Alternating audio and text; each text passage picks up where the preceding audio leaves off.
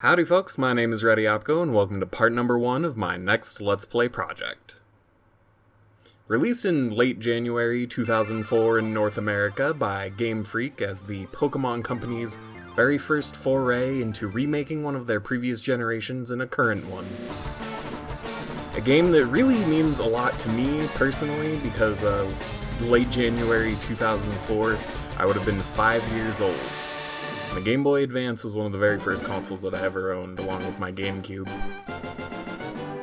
This title screen, honestly, the first time that I had booted everything up to make sure that everything would work for recording, started getting me really emotional. Just seeing Venusaur's big, ugly green face and hearing his roar when you hit the start button, just... it brings back so many feelings. So many feelings. And I'm going to say thank you to the game developers here for putting in the controls in these little text boxes here so that I don't even have to pretend to go over those things in the video. In the world which you are about to enter, you will embark on a grand adventure with you as the hero. Speak to people and check things wherever you go, be it towns, roads, or caves. Gather information and hints from every source. New paths will open to you by helping people in need, overcoming challenges, and solving mysteries. At times, you will be challenged by others and attacked by wild creatures. Be brave and keep pushing on. Through your adventure, we hope that you will interact with all sorts of people and achieve personal growth. That is our biggest objective. Press the A button and let your adventure begin. I think that me and the game kind of have the same idea going into this. Is the main goal is to achieve personal growth. I'm making a declaration now. I promise you that this will be better than the previous 2 projects that I've done so far on this channel. This is going to be the number 1, the best, so let's follow the advice on screen, press the A button, and let our adventure begin.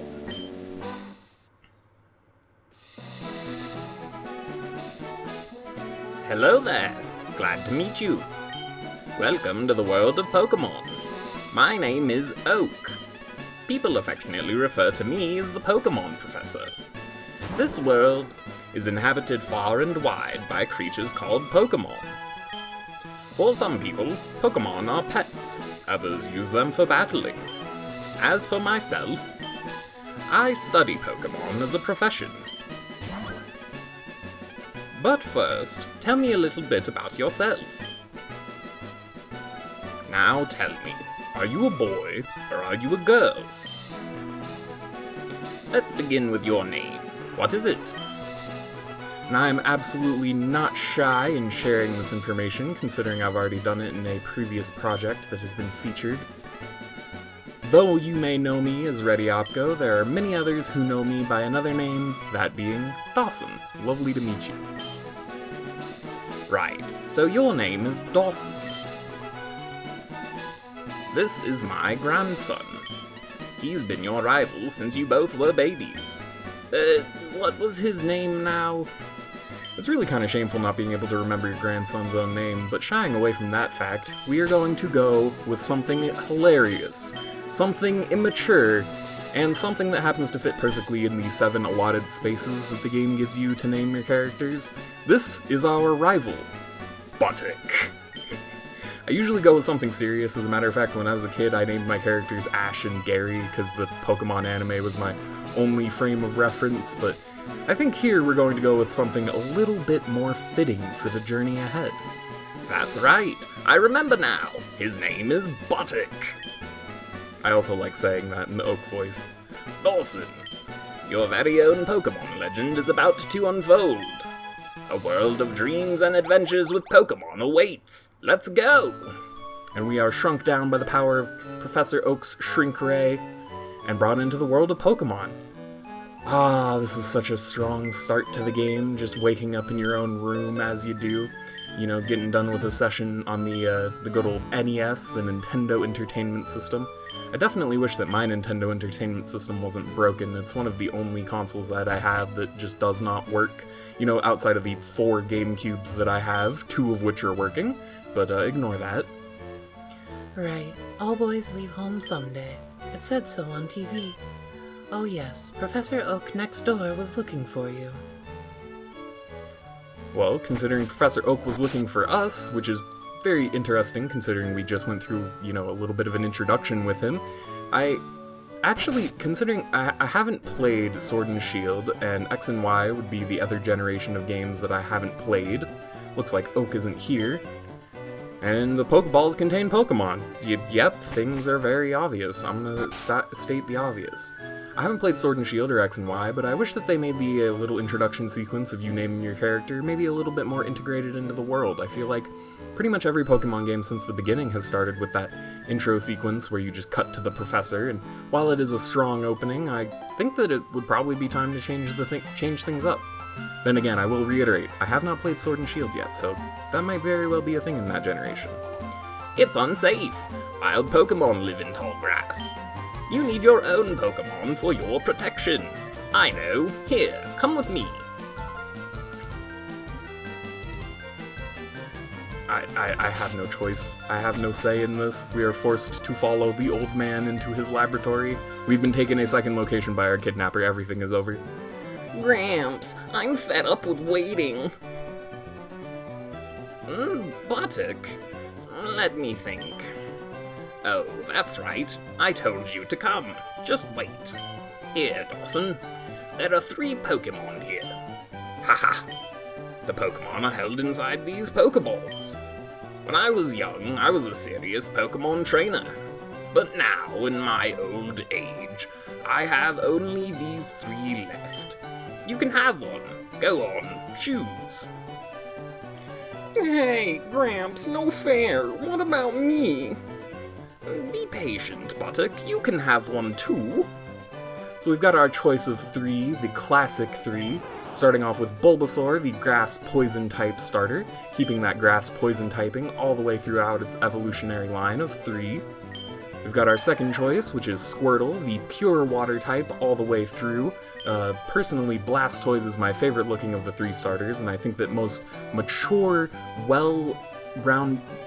people with well-rounded taste would agree with me as far as that is concerned. But the crowd favorite, the overall most popular choice, I think, is number 3 here, Charmander. We must raise it patiently, but I think that we're going to claim the fire Pokemon Charmander as our starter for this adventure, because as a kid, I had always made the effort to only pick the grass starters whenever I played a Pokemon game, even in generations where that was relatively suicidal, basically because of the lessons that this very first game had taught me. Bulbasaur is extremely, extremely powerful in the early stages of this game, and as a result, it kind of changed my opinion forever onward, so I would always pick the grass type. You got your Chikoritas, you got your Tricos, and then you got your, Turtwig. There we go. I was almost struggling to remember Turtwig's name. That would have been really, really sad. All my favorites. But I think that while we're doing this together, I'm gonna go ahead and pick our fire buddy Charmander to see what goes on. Wait, Dawson. Let's check out our Pokemon. Come on, I'll take you on. I do pray that my Gary Oak voice is not too terribly obnoxious for you people, but you know what? He is rival Buttock, and he would like to battle. So I think that we're going to humor him in this effort and go Hazzard. So I'm going to call attention now. I have set up nicknames for what I think is going to be my team, and hopefully there are things that are going to be as funny to you as they are to me. Hazzard, named after our boys, the Dukes. I like this name, and I think that you guys will also like the names for the rest of the team as we acquire them throughout the journey. Oh, for Pete's sake, so pushy as always. Dawson, you've never had a Pokemon battle before, have you? A Pokemon battle is when trainers pit their Pokemon against each other. The trainer that makes the other trainer's Pokemon faint by lowering their HP to 0 wins. But rather than talking about it, you'll learn more from experience. Try battling and see for yourself. I say that we get right on that and start our things off with a little bit of a scratch. As a matter of fact, I'm pretty sure that the Charmander v Squirtle opening for this starting battle is the hardest because of Squirtle's high defense stat. I almost said Squirmander, and that was really strange. Inflicting damage on the foe is the key to any battle. And usually avoiding damage as well, but it is a good thing that we took the time to check our personal computer in the bedroom when we started the game, as that is going to allow us a potion for this very beginning fight, which, honestly, when I was doing my little testing, my little practice, if you will, not that you really need to practice a Pokemon game, especially if you're just doing the story, but I was doing my little practice run, and I definitely had to use the potion in this battle. I was in some dire straits without it, so highly recommended that you go ahead and pick that up. Always good to have a failsafe. And we're going to gain 70 experience points off of that, knocking in Hazzard's first level. And those are some subpar stat gains, but plus one across the board cannot be ignored. What? Unbelievable! I picked the wrong Pokemon! I am also making a point to, as often as I can, make Buttock pronounce Pokemon as Pokemon, because I think it is funnier that way. If you win, you earn prize money, and your Pokemon will grow. Battle other trainers and make your Pokemon strong. Okay, I'll make my Pokemon battle to toughen it up. Dawson, Gramps, smell you later. I would not wish to smell you later, for you, sir, are a Buttock. See, that is going to be so good for just basically every single one of his appearances in the story coming up ahead. He is going to constantly be a Buttock, and it is great. And thank you for telling me to press Start to open the menu. As a matter of fact, we've got a little bit of a thing to take care of. First off, change the text speed to fast, and change this to stereo, and change the frame type to the objective best one, because it harkens back to the 8-bit days of Generation 1. It gives you a little bit of that feeling of, this being a remake.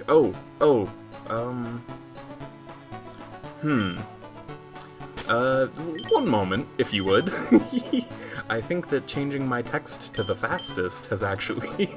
that is really funny. So now's the time that I'm going to let you guys know, before we get into things with this route, hopefully I won't get into a battle, but if we do, it's going to show us one of the two new Pokemon that are immediately available to us on this very first route. Route number 1 has Rattata and Pidgey, the first of which we are seeing here. So, two normal type Pokemon, with Pidgey having the additional flying type attached to it. Both of which are, if you're gonna go ahead and use them, you probably can. Generation 1 is relatively freeform. It's freeform in its limitations, if that makes sense. There are so few choices available to you that you can basically make any of them and be okay, I think. I managed to take Eradicate and a Pidgeot into the Elite Four and did just fine the very first time I played this game, so I think that you'll probably be just fine as well. So now is the time to mention what I was mentioning before, is that I am playing this on emulation, as I've done for my other projects. I mean, it is the easiest way for any given person to be able to record any given game. I don't exactly have a Game Boy player setup available to me. Although, I do have a Game Boy player, I just don't have the startup disc that actually lets it play Game Boy games, which is kind of unfortunate, but considering that I don't have that available to me, I am using emulation, and what I have done is that I have slightly adjusted this particular ROM of Pokemon LeafGreen. What I've done is there's a JavaScript program called the Universal Pokemon Randomizer. And what this program does, as you might be able to tell by the name, is what it would usually do is randomize, say, considering that we were able to encounter Pidgey and Rattata on that very first route there, it would say, replace those with 2 other random Pokemon, is the usual use that people use for it. And you can find, I'm sure, playthroughs of randomizers and whatnots on YouTube as well as the regular playthroughs. I have used this program, but the only thing that I have changed, outside of making the text speed extremely fast, which is what was causing that issue before, and the reason that I'm bringing this up, the reason that it triggered in my mind, The only thing I've changed is I've made every Pokemon that would otherwise be impossible to obtain, that meaning the ones that are accessible through either trade or through a specific time of day, considering this game doesn't have a day-night system like Generation 2 games had. Given all of these things, there are certain Pokemon that are just completely inaccessible to me unless I use the randomizer to open them up. And the team that I've laid out, which, you know, is always tentative, I'm not trying to set these things in stone. We may come across members of our team that we value more so than the ones that I have planned out, but the ones that I have planned out at this current moment, 3 of the 5 are these so-called impossible evolutions. So I hope that you do not mind this slight bit of, quote, cheating. I still will have to put work in to get them evolved. It's not like it's going to be completely free. As a matter of fact, I'm going to go ahead and show a screenshot right now of all of the changes that have been made, as well as proof that I haven't changed anything else in the game. So hopefully this doesn't impact your enjoyment of the project too much. I think that it will heighten my personal enjoyment of it very extremely. Hey, you came from Pallet Town? You know Professor Oak, right? His order came in. Can I get you to take it to him? Well, I'm not a mailman. I'm a Pokemon trainer. As a matter of fact, I am a 10-year-old boy, and I'm pretty sure that this is going to be a little bit of a child labor if you choose to make me take this parcel, but considering that I'm a nice person, and considering that I have absolutely no problem going and doing the Oak voice again, we're going to go ahead and hop down these ledges. We might as well return to Professor Oak. And I actually hadn't mentioned before, we took a little detour onto Route 22 there, to the very left of Viridian City here. Or Viridian City, right? I sure hope that that is what this one is. Just to the left there is Route 22, which has another 2 new Pokemon available to us. The fighting type, Mankey, the first fighting type that is available in the game, and another normal flying type, similar to Pidgey, called Spearow, which only has 1 evolution compared to Pidgey's 2, but I think that Fearow is generally better than Pidgeot, and it ends up with a better move pool as well. So those 2 things combined, if you're going to choose one of the 2, definitely choose Fearow. However, if I ever have to make the decision, I always choose Pidgey. Pidgeot is my personal favorite Pokemon, so I'm a little biased. Oh, Dawson, how is my old Pokemon? Well, it seems to be growing more attached to you. You must be talented as a Pokemon trainer. What's that? You have something for me? I love the victory jingle when you deliver something in this game. It's really nostalgia warming my heart. It is the sound of nostalgia entering my ears, being filtered through my brain, and warming up my soul. Ah, it's the custom Pokeball. I had it on order. Thank you. Gramps! I almost forgot. What did you call me for? Oh, right. I have a request for you 2. On the desk there is my invention, the Pokédex. It automatically records data on Pokemon you've seen or caught. It's a high-tech encyclopedia. Dawson and Buttock. Take these with you. And the same victory jingle is going to play for us again upon receiving the Pokédex.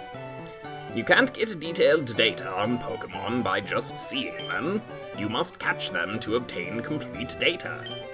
So here are some tools for catching wild Pokemon.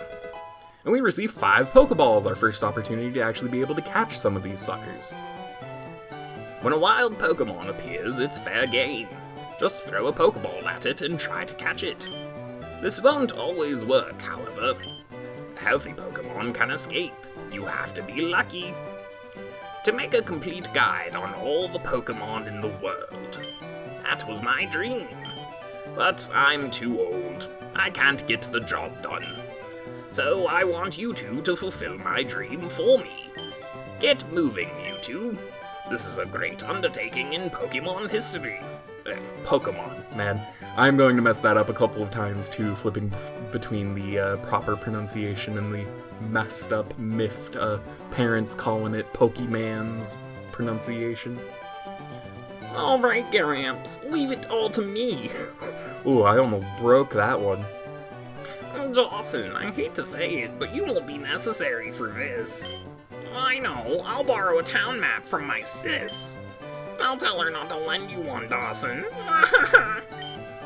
Don't bother coming around to my place after this. Man, he didn't even have the courtesy to hit us with a smell ya later? He's just gonna dip right on out like that? That is such a jerk move. They really make him into a jerk. Which makes me grateful for some of the later Pokemon entries that have rivals that are really enjoyable, really genuinely cool characters. And then you just have Gary out here, Smell you later, loser. Grandpa asked you to run an errand. Gee, that's lazy of him. Here, this will help you. and we received a town map from Daisy. We are just full of victory jingles and grabbing items today. So, I think to end out this video, we're going to go ahead and pop open the town map. I love that animation. It really makes it feel like, you know, you're popping open a map, and we can see that we have quite the journey ahead of us. I can only imagine what it would have felt like as a little kid back in, what, 90...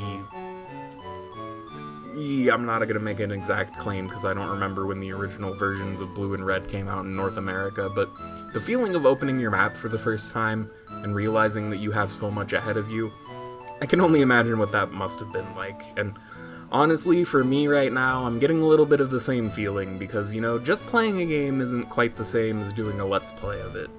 Being able to experience it with so many people all at once is a totally different and such a valuable and lovely experience. I'm so much looking forward to continuing this project with you guys, but I'm thinking for right now that we're going to go ahead and end things off right here. I made a fair little bit of progress, just gotta get things started, you know, for the very first episode. Don't get too far into things. I'd hate to get sidetracked in the very first episode, you know. And of course a random battle would go ahead and interrupt me just as I'm saying I don't want to get sidetracked. That would be exactly the thing that would happen in a game like this, wouldn't it? This bodes well.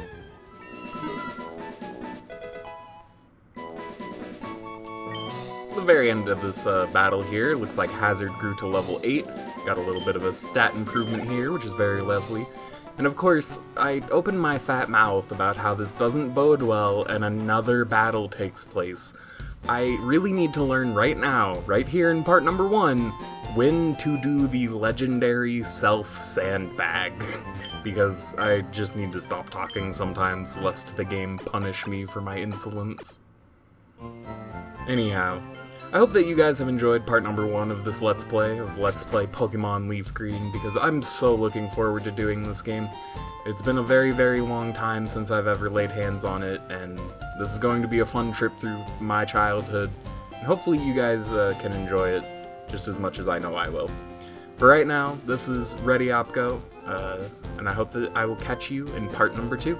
See you guys then.